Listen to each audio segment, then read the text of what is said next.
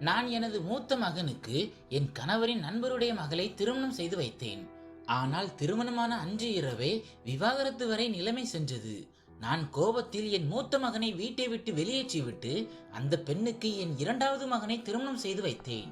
ஆனால் இரண்டாவது மகனும் திருமண இரவு அன்றே அவளுக்கு விவாகரத்தை அளித்தான்.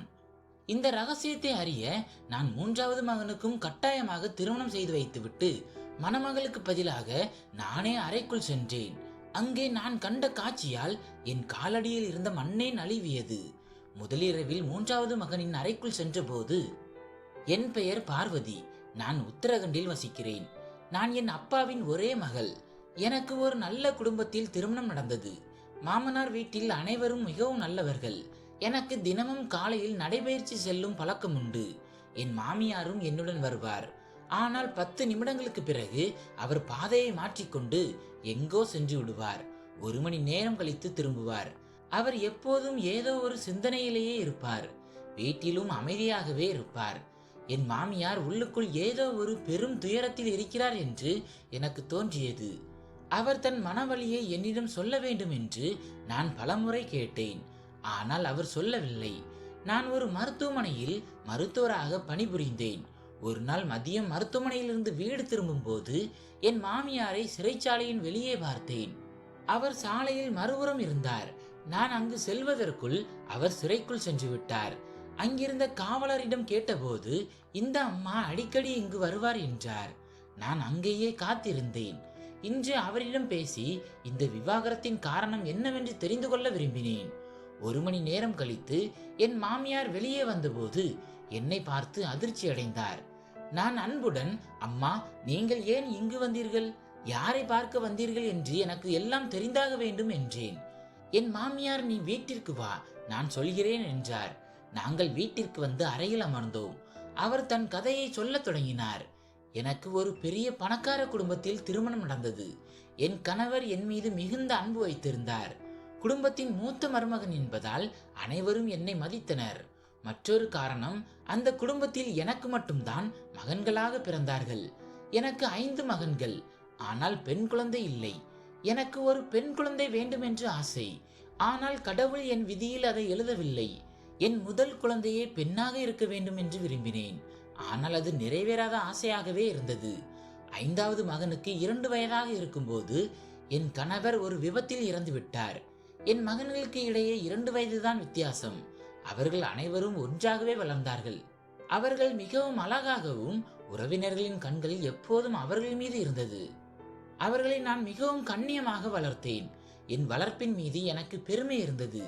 என் மூத்த மகனுக்கு 15 வயதாக இருக்கும்போது என் நாத்தனார் ஒரு பெண்ணின் வரதட்சணையை கொண்டு வந்தார். அந்த பெண்ணுக்கு அப்போது 12 வயது. மிகவும் அழகாக இருந்தாள். என் நாத்தனார் சொன்னார், இந்த குழந்தையின் குடும்ப நிலைமை மிகவும் மோசமாகிவிட்டது. அவர்களால் இவளை வளர்க்க முடியாது. எனக்கு இவளை வைத்துக் கொள்ளும் வசதி இல்லை. உங்களுக்கு பெண் குழந்தை இல்லையே, இவளை உங்கள் மகளாக வைத்துக் கொள்ளுங்கள் என்றார். சில்பாவை எனக்கு முன்பே பிடிக்கும். எனக்கு பெண் குழந்தை இல்லை என்றாலும் அவள் மீது அன்பு செலுத்தி என் ஆசையை தீர்த்து கொண்டேன். அவள் எங்கள் வீட்டு பெண்ணாகவே மாறி போனாள். அவள் என்னை ஆண்டிமா என்று அழைப்பாள். எப்போதும் என்னை சுற்றியே இருப்பாள். என் வேலைகளை ஓடி ஓடி செய்வாள்.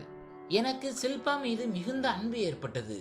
ஆனால் திடீரென 2 மாதங்களுக்கு பிறகு அவள் தந்தை அவளை அழைத்து செல்ல வந்தார். என் மகளை திருப்பி தாருங்கள், அல்லது அவள் பெயரில் ஏதாவது சொத்து எழுதுங்கள், அப்போதுதான் அவள் எதிர்காலம் பாதுகாப்பாக இருக்கும் என்றார்.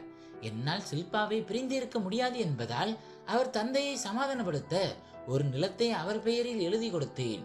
அதன் பிறகு அவர் அமைதியாக சென்றார். சில்பாவின் பெற்றோர் அடிக்கடி அவளை பார்க்க வருவார்கள். சில நேரங்களில் அவள் அங்கு செல்வாள். அவர்களின் வறுமையை கருதி நான் அவ்வப்போது பணம் அனுப்பி வைப்பேன். என் மகன்கள் அனைவரும் சில்பாவை தங்கள் சொந்த சகோதரியைப் போலவே நேசித்தார்கள். சில்பாவுக்கு திருமண வயது வந்தபோது நான் வரம் தேடத் தொடங்கினேன். அப்போது சில்பாவின் பெற்றோர் எங்களிடம் வந்து, நீங்கள் சில்பா மீது இவ்வளவு அன்பு வைத்திருக்கிறீர்கள், அவளை ஏன் நிரந்தரமாக உங்கள் வீட்டிலே வைத்துக் கொள்ளக்கூடாது என்றார்கள். நான் எப்படி என்று கேட்டேன். அவளை உங்கள் மூத்த மகனுக்கே திருமணம் செய்து கொடுத்து விடுங்கள், அவள் எப்போதும் உங்கள் கண் முன்னாலேயே இருப்பாள் என்றார்கள். அவர்களின் யோசனையை கேட்டு நான் திகைத்து போனேன். நான் அவளை என் மகன்களின் சகோதரியாகத்தான் நினைத்திருந்தேன். ஆனால் அவள் பெற்றோர் அவள் உங்கள் உறவினரோ அல்லது சொந்த மகளோ இல்லையே. அதனால் திருமணத்தில் எந்த தவறும் இல்லை என்று என்னை சமாதானப்படுத்தினார்கள். நான் என் மகனிடம் பேசிய போது அவன் அதிர்ச்சியடைந்தான். அம்மா, நான் அவளை சிறு வயதிலிருந்தே தங்கையாகத்தான் பார்த்தேன். அவளை திருமணம் செய்ய முடியாது என்றான். ஆனால் நான் வற்புறுத்தி அவளை சம்மதிக்க வைத்தேன். சில்பாவை என் மருமகள் ஆக்கியதில் எனக்கு மிகுந்த மகிழ்ச்சி. வெளியே இருந்து ஒரு பெண் வந்தால் எப்படி இருப்பாள் என்று தெரியாது. ஆனால் இது வீட்டு விஷயம், வீட்டிலேயே முடிந்தது என்று நினைத்தேன். இருவரையும் அறையில் விட்டுவிட்டு நான் என் அறைக்கு வந்தேன்.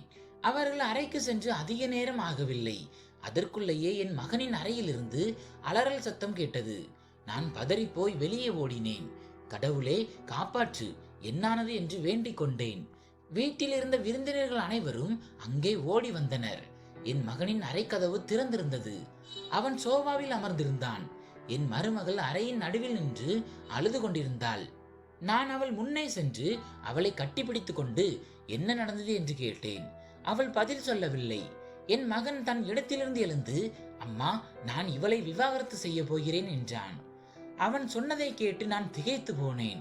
அங்கே இருந்த விருந்தினர்கள் அனைவரும் புதிதாக திருமணமான பெண் தன் அறைக்குள் வந்தவுடனேயே மனைவிக்கு விவாகரத்தை அளிப்பதாக ஏன் பேசுகிறான் என்று அதிர்ச்சியில் வாயடைத்து போனார்கள். நான் கோபத்தில் என் மகனின் முகத்தில் அறைந்தேன். என்ன பிதட்டுகிறாய், உணர்வோடு தான் இருக்கிறாயா என்று கேட்டேன். அதற்கு அவன், அம்மா, நான் உண்மையைத்தான் சொல்கிறேன். எனக்கு இவளை விவாகரத்து செய்ய வேண்டும் என்றான். நான் மீண்டும் அவனை அறைந்து ஏன் இப்படி செய்கிறாய் என்று கத்தினேன். அவன் எதற்கும் பதில் சொல்லவில்லை. நான் கோபத்தில் அவனை வீட்டை விட்டு வெளியேற்றினேன்.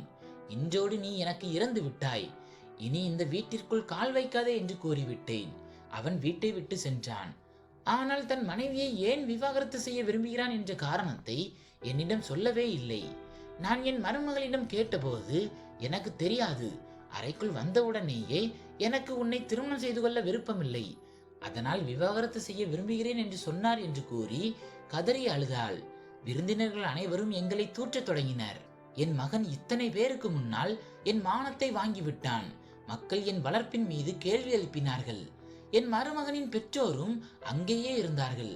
அவர்கள் தன் மகளை மற்றொரு அறைக்கு அழைத்து சென்றார்கள். நான் என் அறைக்கு வந்தேன். என் இவ்வளவு திறமையான நல்ல மகன் இப்படி செய்வான் என்று என்னால் நம்பவே முடியவில்லை.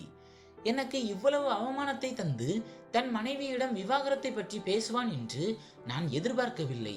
இதற்கு கண்டிப்பாக ஏதாவது ஒரு காரணம் இருக்கும் என்று அதை அறிய நான் மிகவும் ஆவலாக இருந்தேன்.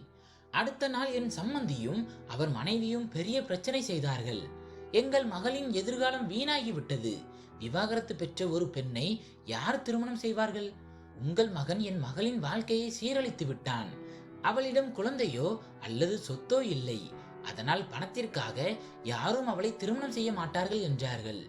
என் மகனால் எனக்கு இந்த நிலைமை ஏற்பட்டதை எண்ணி நான் மிகவும் வெட்கமடைந்தேன். என் சம்மந்தி சொல்வது சரிதான் என்று எனக்கு தோன்றியது. நான் என் மூத்த மகனை வீட்டை விட்டும் வாழ்க்கையை விட்டும் நீக்கிவிட்டதால் அவனுடைய பங்கிற்குரிய அனைத்து சொத்துக்களையும் என் மருமகள் பெயரில் எழுதி வைத்தேன். என் மருமகள் என் மீது மிகுந்த அன்பு வைத்திருந்தாள். நீங்கள் தான் என் தாய் மற்றும் தந்தை, நான் உங்களை விட்டு போக மாட்டேன் என்று அவளும் சொன்னாள். என் மகன் என் மருமகளுக்கு விவாகரத்தை அளித்து விட்டான். அதன் பிறகு என் மருமகள் மனமாற்றத்திற்காக அடிக்கடி அருகில் உள்ள பூங்காவிற்கு நடைபயிற்சிக்கு செல்வாள். பாவம், அவளுடைய மனம் ஆறுதல் அடையட்டும் என்று நானும் அதை அனுமதித்தேன். சில்பா என்னிடம் மகிழ்ச்சியாக இருப்பது போலவே காட்டிக்கொள்வாள். ஆனால் அவள் உள்ளுக்குள் மகிழ்ச்சியாக இல்லை என்பது எனக்கு தெரியும். சில நேரங்களில் அவளுடைய நடவடிக்கைகள் எனக்கு விசித்திரமாக தோன்றும். ஆனால் அவள் அதிர்ச்சியில் இப்படி இருக்கிறாள் என்று நினைத்து நான் அதை கண்டுகொள்ளவில்லை. அவள் நாள் முழுவதும் போனில் பேசிக்கொண்டே இருப்பாள். அம்மாவுடன் பேசுகிறேன் என்பாள். சில சமயம் மிகவும் வருத்தப்பட்டு அழுவாள். அந்த சமயத்தில் தான் என் கடைசி மகன் விபத்தில் சிக்கி உயிரிழந்தான். என் முதுகெலும்பே உடைந்தது போன்ற உணர்வு எனக்கு ஏற்பட்டது. ஒரு மகன் எங்கோ அலைந்து கொண்டிருக்கிறான், மற்றொரு மகனோ என்னை விட்டு நிரந்தரமாக பிரிந்து விட்டான். அந்த நேரத்தில் என் மருமகள் எனக்கு பெரும் துணையாக இருந்தாள். அதனால் நாங்கள் இருவரும் ஒருவருக்கொருவர் துணையாக இருந்தோம். சில நாட்களுக்கு பிறகு என் சம்மந்தியும் அவர் மனைவியும் வந்து, உங்கள் இரண்டாவது மகனுக்கு சில்பாவை திருமணம் செய்து கொடுங்கள், அவளுக்கு உங்கள் துணை தேவை என்றார்கள். அவர்கள் சொன்னதை கேட்டு நான் சம்மதித்தேன். என் இரண்டாவது மகனை அழைத்து, உனக்கு சில்பாவை திருமணம் செய்து வைக்கிறேன் என்றேன்.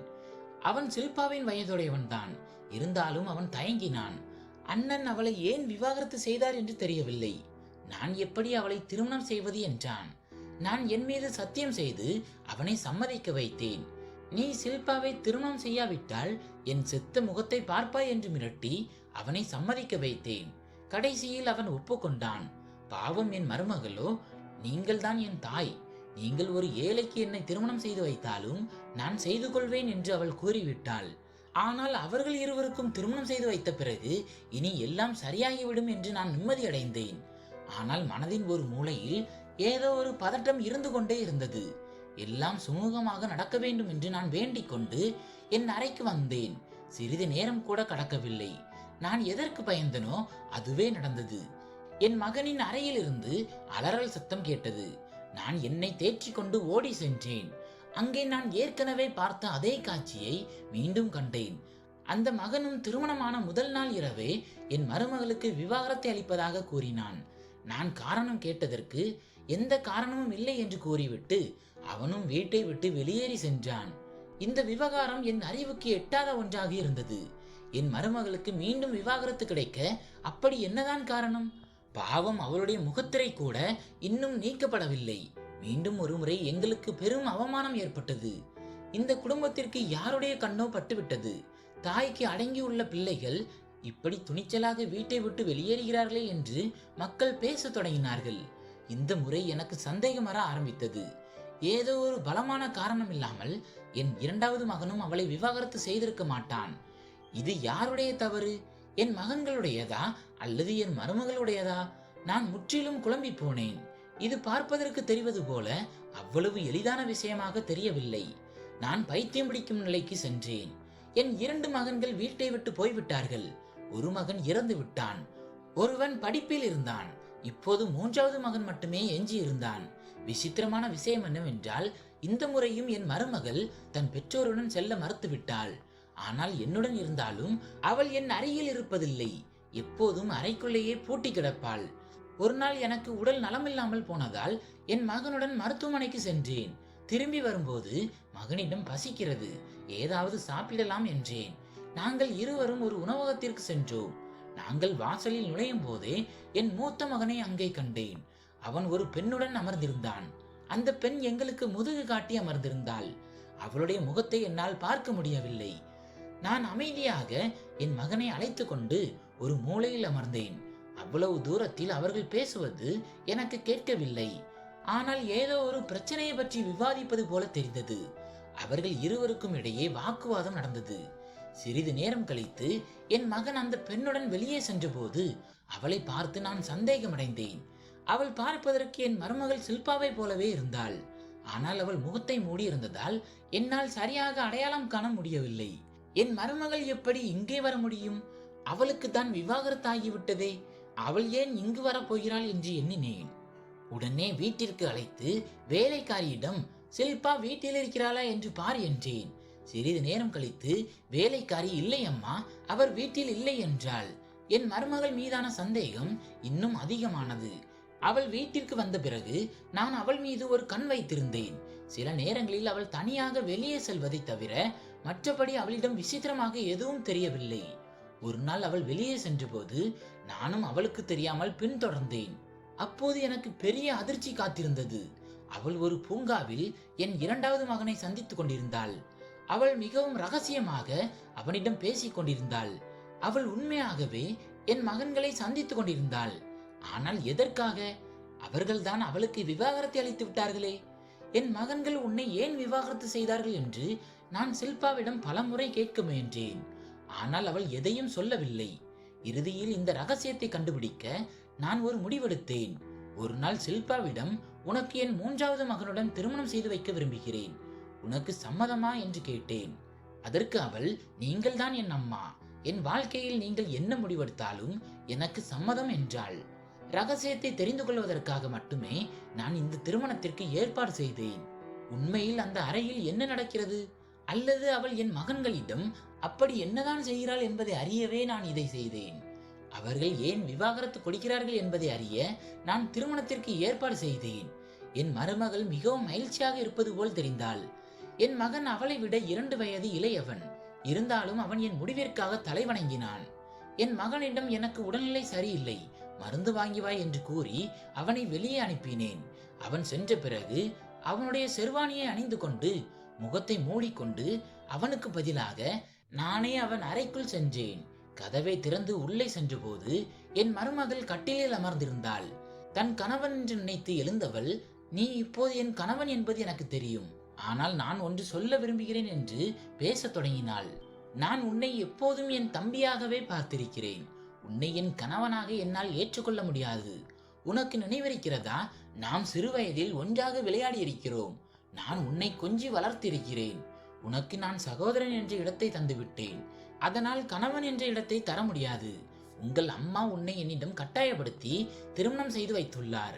தன் மருமகள் மீது எவ்வளவு பாசம் இருக்கிறது என்று இந்த உலகிற்கு தம்மட்டம் அடிப்பதற்காகவே அவர் இதை செய்கிறார். என் முந்தைய திருமணங்களையும் அவர்தான் நடத்தி வைத்தார். பிறகு அவரே சொல்லிதான் உன் சகோதரர்கள் எனக்கு விவாகரத்து கொடுத்தார்கள். அறைக்குள் அனுப்பும் முன் உன் அம்மா என்னிடம் என் மகனிடம் சொல்லிவிடு, அவன் உனக்கு விவாகரத்து கொடுத்து விடுவான் என்று சொல்லிதான் அனுப்பினார். அதனால் தான் நான் அமைதியாக இருக்கிறேன். உனக்கு என் பேச்சில் நம்பிக்கை இல்லை என்றால் என் அம்மாவிடம் கேள் என்றாள். அவள் தன் தாயை அழைத்தாள். சிறிது நேரத்தில் என் சம்மந்தியும் அறைக்குள் வந்தார். அவர், மகனே, இவள் சொல்வது சரிதான். இவள் உன்னை தம்பியாகத்தான் நினைக்கிறாள். திருமணத்தை நிறுத்த சொல்லி உன் அம்மாவிடம் இவள் எவ்வளவோ கெஞ்சினாள். ஆனால் உன் அம்மா கேட்கவில்லை. என் மகளால் உன்னை கணவராக ஏற்க முடியாது. அவள் வேறு ஒருவனை விரும்புகிறாள். அவளுக்கு விவாகரத்து கொடுத்து விடு. நான் அவளை அந்த பையனுக்கு திருமணம் செய்து வைக்கிறேன் என்றார். அந்த முகமடிக்கு பின்னால் இருப்பது யார் என்று என் சம்மந்திக்கும் மருமகளுக்கும் தெரியவில்லை. சில்பா என்னை தன் கணவர் என்றுதான் நினைத்துக் கொண்டிருந்தாள். அவர்கள் பேசும் பொய்களை கேட்டு என் மூச்சு நின்றுவிடும் போல் இருந்தது. என் மகளை விட அதிகமாக நேசித்த அந்த மருமகளும் என் சம்மந்தியும் சேர்ந்து கொண்டு எப்படிப்பட்ட நாடகத்தை ஆடுகிறார்கள். என்னால் தாங்க முடியவில்லை. முகத்தில் இருந்த திரையை தூக்கி எறிந்தேன். என்னை பார்த்ததும் இருவரும் அதிர்ச்சியில் உறைந்து போனார்கள். என் சம்மந்தி தான் பார்ப்பது கனவா நனவா என்று திகைத்து நின்றார். நான் முன்னே சென்று அவள் முகத்தில் அறைந்தேன். இனிமேல் என்னை அம்மா என்று கூப்பிடாதே. நீ இவ்வளவு கீழ்த்தனமானவள் என்று நான் நினைக்கவில்லை. என் மகன்களையே எனக்கு எதிராக திருப்பி விட்டாயே. உன்னால் தான் என் மகனை நான் வீட்டை விட்டு துரத்தினேன் என்று கத்தினேன். என் சம்மந்தி சமாதானம் செய்ய வந்தபோது அவரையும் தள்ளிவிட்டேன். உண்மைகள் அனைத்தும் எனக்கு தெரிந்து விட்டதை உணர்ந்த சில்பா சட்டென்று என் வாயை பொத்தி என்னை ஒரு நாற்காலியில் அமர வைத்தாள். தன் தாயிடம் ஜாடை காட்டிவிட்டு ஒரு துப்பட்டாவால் என் கை கால்களையும் கட்டி என் வாயில் துணியை திணித்தாள். மன்னிக்கவும் மாமியார் அவர்களே, உங்களுக்கு தெரிந்து விட்டதால் உங்களை இங்கே சிறை வைப்பதை தவிர எனக்கு வேறு வழி இல்லை என்றாள். நான் கத்த முயன்றேன். ஆனால் சத்தம் வெளியே வரவில்லை. அப்போது யாரோ கதவை தட்டும் சத்தம் கேட்டது. அது என் உறவினர் பெண்மணி. அவர், சில்பா, எல்லாம் சரியாக இருக்கிறதா என்று கேட்டார். சில்பா கதவை திறக்காமல், எல்லாம் சரிதான், நீங்கள் போய் ஓய்விடுங்கள் என்று கூறிவிட்டு என்னை நாற்காலியோடு சேர்த்து குளியல் அறைக்குள் தள்ளி பூட்டினாள். சிறிது நேரத்தில் என் மகன் திரும்பி வந்தான். அவன் அம்மா எங்கே என்று கேட்டதற்கு அவர் அறையில் இருப்பார் என்று கூலாக பொய் சொன்னாள். என் மகன் என்னை தேடிக் கொண்டிருந்தான். நான் உள்ளே துடித்துக் கொண்டிருந்தேன். என் வாழ்க்கையில் இப்படி ஒரு கொடுமை நடக்கும் என்று நான் கனவிலும் நினைக்கவில்லை. சிறிது நேரம் கழித்து என் மகன் என்னை தேடி வெளியே சென்றான். நான் என்னை கட்டியிருந்த கயிறுகளை அவிழ்க்க எவ்வளவோ முயற்சி செய்தேன். ஆனால் அவள் மிகவும் பலமாக பிணைத்திருந்தாள். என் சம்மந்தி வந்து என்னை அங்கிருந்து இழுத்து சென்று ஒரு இருட்டு அறையில் போட்டு பூட்டினார். நான் இன்னும் என் மகனின் செர்வாணி உடையிலேயே அந்த அறைக்குள் அடைக்கப்பட்டு கிடந்தேன். என் நிலைமை மோசமாகி கொண்டிருந்தது. என் மகன் என்னை தேடுவான் என்று நம்பினேன். ஆனால் ஒரு நாள் முழுவதும் கடந்தும் அவன் வரவில்லை. நான் சிறைபிடிக்கப்பட்டு 2 நாட்கள் ஆகிவிட்டன. சில்பா ஒரு நாளைக்கு ஒரு முறை மட்டுமே உணவு கொடுத்தாள். பசியால் என் உயிர் போய்க் கொண்டிருந்தது. கடந்த 2 நாட்களாக நான் முயற்சி செய்தது போல இப்போதும் என்னை விடுவித்துக் கொள்ள போராடினேன். அன்று மாலைக்குள் விடாமுயற்சியால் என்னை நாற்காலியில் கட்டியிருந்த பிணைப்புகளை ஓரளவிற்கு தளர்வாக்கினேன். இரவானதும் கதவை திறந்து சில்பா உள்ளே வந்தாள். நான் அந்த அறையில் இருந்து ஒரு கம்பியை எடுத்து அவள் தலையில் ஓங்கி அடித்தேன். அவள் மயங்கி விழுந்தாள். நான் அந்த அறையிலிருந்து தப்பித்து வெளியே ஓடினேன். பாவம், என் மகன் என்னை தேடி தேடி சோர்ந்து போயிருப்பான். நான் சத்தமிட்டு அவனை அழைத்தேன். என் குரலை கேட்டதும் அவன் ஓடி வந்தான். என் கோலத்தை பார்த்து அவன் அதிர்ச்சி அடைந்தான். உன் மனைவி சில்பா என்னை கடத்தி வைத்து இந்த அறையில் பூட்டிவிட்டாள் என்று அவனிடம் சொன்னேன். நான் அங்கேயே மயக்கமடைந்தேன். எனக்கு நினைவு திரும்பிய போது நான் மருத்துவமனையில் படுக்கையில் இருந்தேன். என் முன்னே என் 2 மூத்த மகன்களும் நின்று கொண்டிருந்தார்கள். அவர்களை பார்த்ததும் எனக்கு பாதி உடம்பு சரியானது போன்ற உணர்வு ஏற்பட்டது. நான் ஷில்பாவை பற்றி கேட்டபோது என் இளைய மகன், அந்த ஏமாற்றுக்காரி இப்போது அவள் பெற்றோருடன் சிறையில் இருக்கிறாள் என்றான். என் மகன் நடந்த கதையை சொன்னான். என் சம்பந்தியும் அவர் மனைவியும் ஆரம்பத்திலிருந்தே என் சொத்து மீது கண் வைத்திருந்தார்கள். என் கணவர் இறந்த பிறகு ஷில்பா மூலமாக என் சொத்துக்களை அபகரிக்க அவர்கள் ஒரு திட்டத்தை தீட்டினார்கள். அதனால் தான் ஷில்பாவை என்னிடம் ஒப்படைத்தார்கள். ஷில்பா என் மூத்த மகனை திருமணம் செய்த அன்று இரவும் அவனிடம் இதையேத்தான் சொன்னாள். நான் உன்னை என் அண்ணனாக பார்க்கிறேன். உன்னுடன் வாழ முடியாது. நான் வேறு ஒருவரை விரும்புகிறேன். எனக்கு விவாகரத்து கொடு என்று கூறினாள். ஒவ்வொரு மகனாக வீட்டை விட்டு வெளியேற்றி மொத்த சொத்துக்கும் தானே உரிமையாளராக வேண்டும் என்பதே அவளுடைய திட்டம். அவள் திட்டம் பலித்தது. நானும் என் மகனை வீட்டை விட்டு துரத்தினேன். 2வது மகனிடமும் இதே போல் கூறி விவாகரத்து பெற்று அவனை வெளியேற்றினாள். பிறகு அவர்களிடம் நல்லவள் போல நடித்து, உங்கள் அம்மா உங்களை வாழ்க்கையில் இருந்து நீக்கிவிட்டார், இனி அவர் பக்கம் போகாதீர்கள் என்று கூறி அவர்களை தடுத்தாள். மேலும் சொத்துக்காக என் இளைய மகன் மீது திட்டமிட்டு விபத்து ஏற்படுத்தினார்கள். அதில் அவன் உயிரிழந்து விட்டான். இவர்கள் மூவரும் சேர்ந்து என் சிரித்து மகிழ்ந்த குடும்பத்தை சிதைத்து விட்டார்கள். ஷில்பாவை என் மகள் என்று சொல்லிக்கொள்ள எனக்கு நாவே வராது. அவள் என் வீட்டை சூறையாடி விட்டாள். இதையெல்லாம் அவள் பெற்றோர் அவளுக்கு கற்றுக் கொடுத்தார்கள். இன்று அவர்கள் மூவரும் சிறையில் இருக்கிறார்கள். நான் சில நேரங்களில் சிறைக்கு சென்று ஷில்பாவை பார்த்தேன். அவளை என் மகளாக வளர்த்த பாசம் இன்னும் எங்கோ ஒரு மூலையில் இருக்கிறது.